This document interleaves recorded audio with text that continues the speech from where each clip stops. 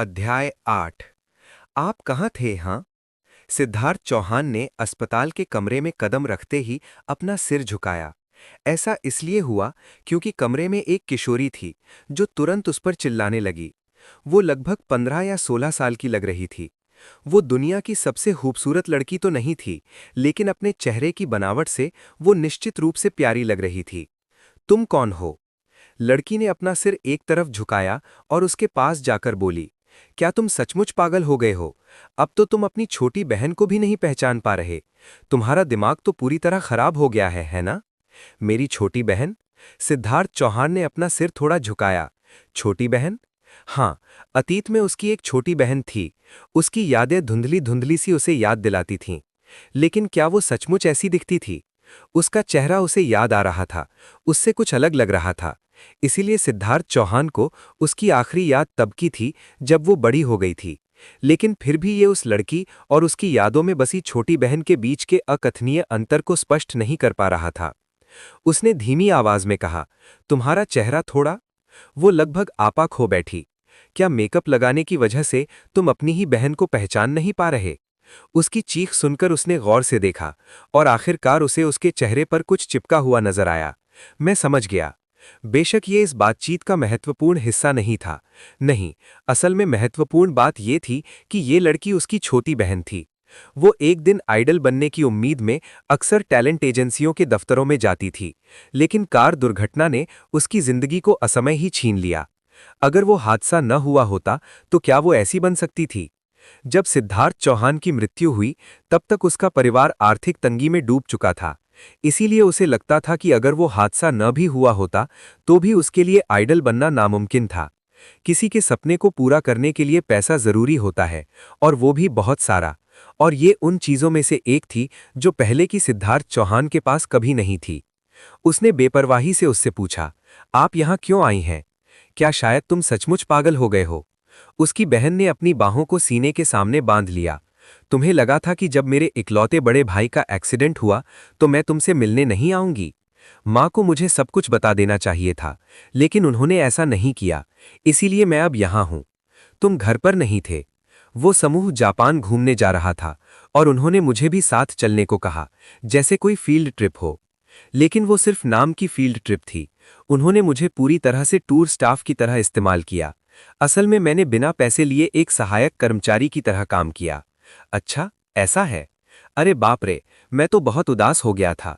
लेकिन जब मैं घर पहुंचा तो पता चला कि मेरे बड़े भाई का एक्सीडेंट हो गया है। मैं सदमे में भागता हुआ यहां आया, लेकिन यहां मुझे बस एक खाली कमरा मिला। सिद्धार्थ चौहान ने व्यंग्यात्मक मुस्कान के साथ कहा, ऐसा लगता था कि शिकायत करने की क्षमता वंशानुगत होती है। तुम्हारे स्कूल का क्या हाल है?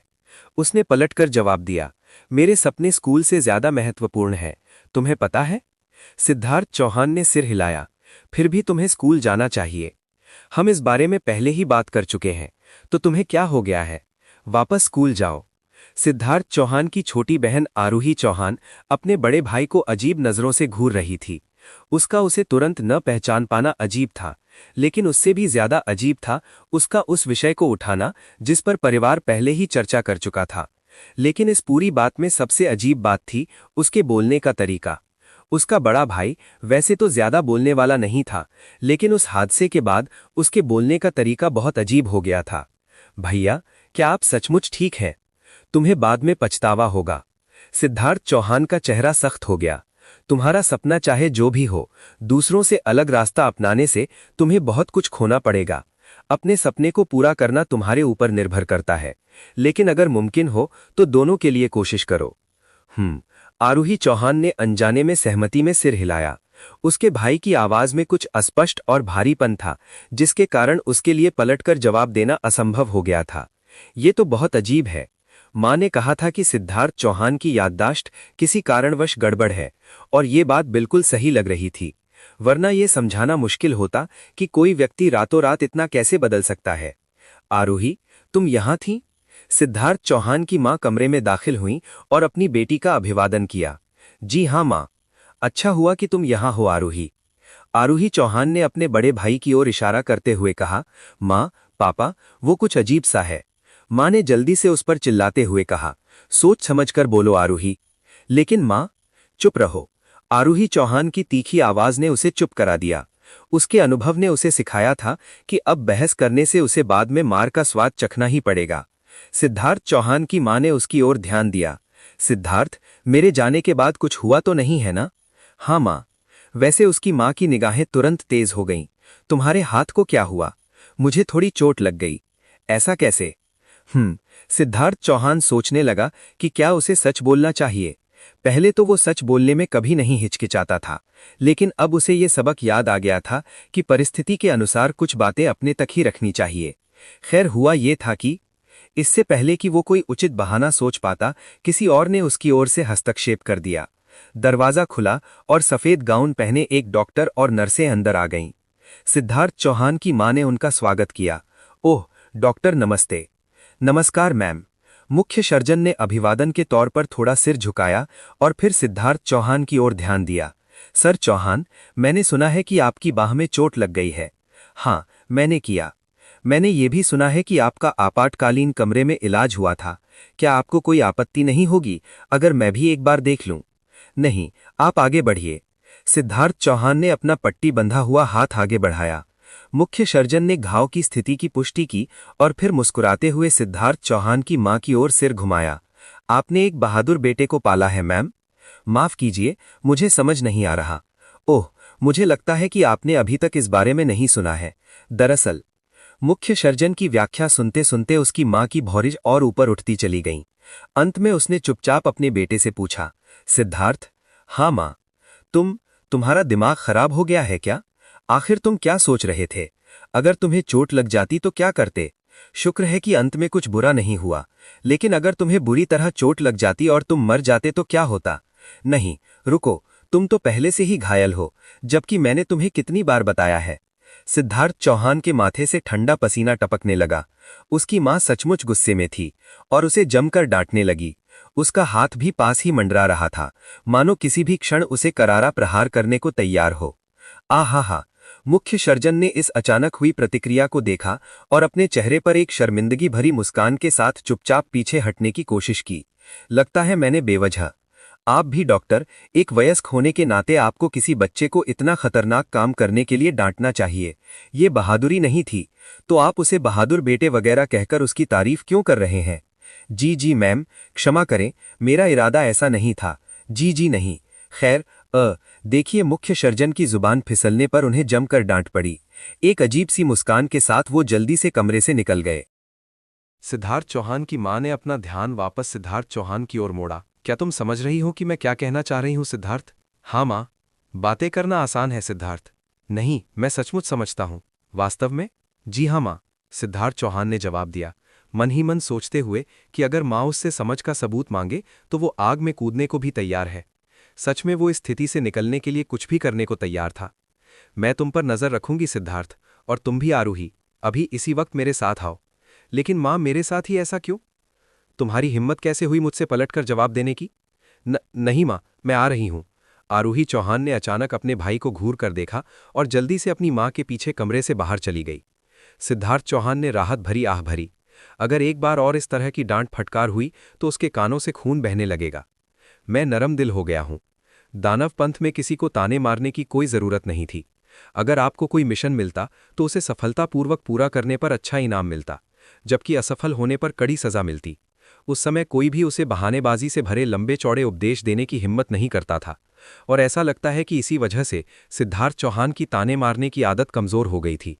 हालांकि उसने अतीत में अपनी मां से ऐसे बहुत से ताने सुने होंगे। दरवाजे के बाहर से उसे अपनी मां और छोटी बहन की बातचीत सुनाई दे रही थी। उन्होंने कमरे में अपनी आवाज़ धीमी और सुनाई न देने वाली रखने की कोशिश की, लेकिन उनकी बदकिस्मती से सिद्धार्थ चौहान की सुनने की क्षमता उनकी कल्पना से कहीं अधिक संवेदनशील थी। तुम्हें अपने भाई से बात करते समय सावधान रहना होगा, ठीक है? क्यों? तुम्हारा भाई इस समय स्पष्ट रूप से भ्रमित है, लेकिन तुम बार बार कह रहे हो कि वो अजीब है। इससे तो उसकी मुश्किलें और बढ़ जाएंगी। तुम्हारा मतलब क्या है? उलझन में हो? डॉक्टर ने मुझे बताया कि उसकी याददाश्त अभी अधूरी है, लेकिन ये इतनी गंभीर बात नहीं है और वो जल्द ही ठीक हो जाएगा। यही हो रहा है, और इसीलिए तुम्हें अपने भाई को अजीब वगैरह कहना बंद करना होगा, ठीक है? समझ गई मां। सिद्धार्थ चौहान ने व्यंग्यात्मक मुस्कान दी। क्या ये स्मृतिलोप है? ऐसा लगता था कि यही वो जवाब था जिस पर सभी सहमत थे, जो अतीत के सिद्धार्थ चौहान और वर्तमान सिद्धार्थ चौहान के बीच के अंतर को समझाने के लिए दिया गया था। चिकित्सकीय दृष्टि से शायद यही सबसे तार्किक स्पष्टीकरण था। सच कहें तो सिद्धार्थ चौहान स्मृति भ्रंश से पीड़ित होना पसंद करता। आखिरकार उसके मन में रक्तांश लोक की इतनी सारी यादें उमड़ रही थीं कि आधुनिक युग की उसकी यादें धुंधली और अस्पष्ट हो गई थीं। इसके अलावा उसे ये भी लग रहा था कि उसका ये पहलू भविष्य में सुधरने वाला नहीं है।